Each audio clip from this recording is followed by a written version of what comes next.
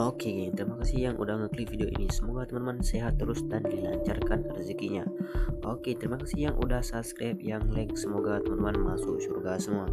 Amin ya rabbal alamin. Nah, kita lanjut cerita kilometer 47. Nah, di sini ada si Peyot dan si Kona untuk menuju ke pos 5.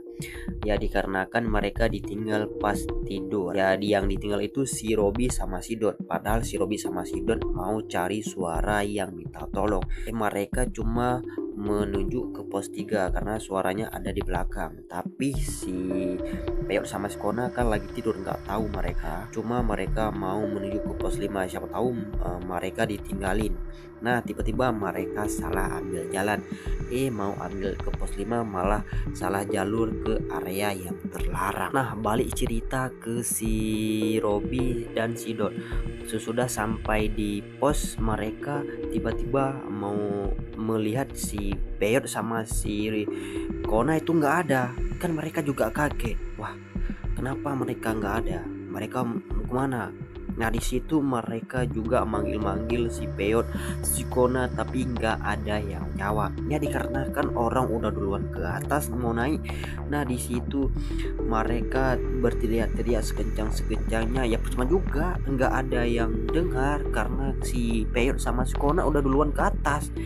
Nah, di situ mereka langsung saja mencari mereka dari pos 4 menuju ke pos 5. Tapi si Peyot udah mau sampai ke pos 5, cuma mereka itu salah ambil jalan. Dia mau ambil ke pos 5 malah menuju ke area yang terlarang. Ya maksudnya yang sangat-sangat hutan, yang gak ada pernah orang lewat ke situ. Nah, singkat cerita mereka jalanlah ke area yang terlarang itu. Mereka juga kebingungan kenapa area ini sangat angker nampaknya.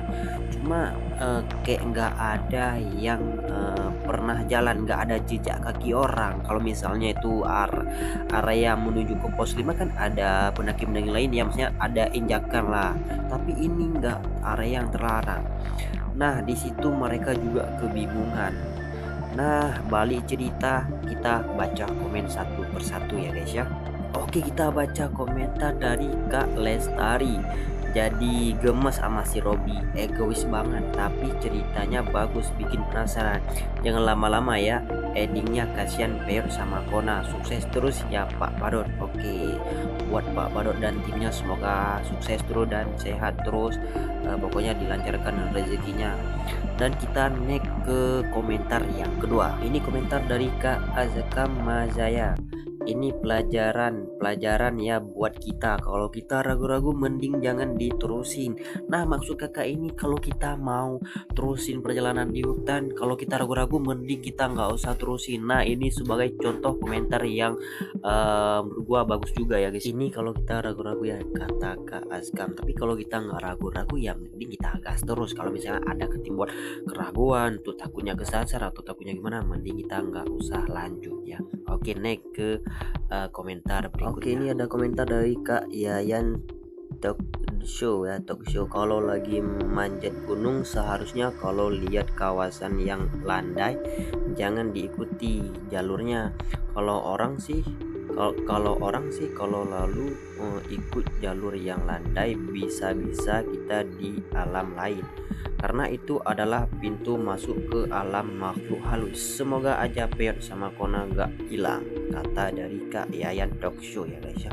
Ini sangat bagus dari komentar Kak Yayan ya. Mungkin juga maksud kakak ini kalau misalnya ada landai yang sangat landai itu agak yang area terlarang, jangan kita masuk ke area itu. Siapa tahu itu alam gaib ya guys ya, sangat mengerikan.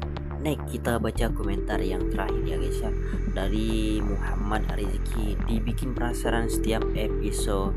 Hehe, sukses selalu .desain, nggak bosan nonton ini channel. Dari Corona jadi Kona the best, pokoknya mantap.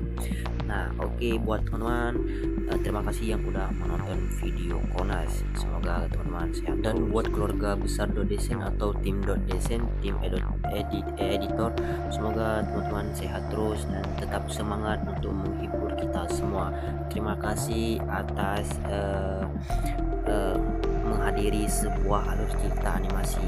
Oke, admin pamit dulu, jika ada kesalahan admin minta maaf. Sampai jumpa di video berikutnya.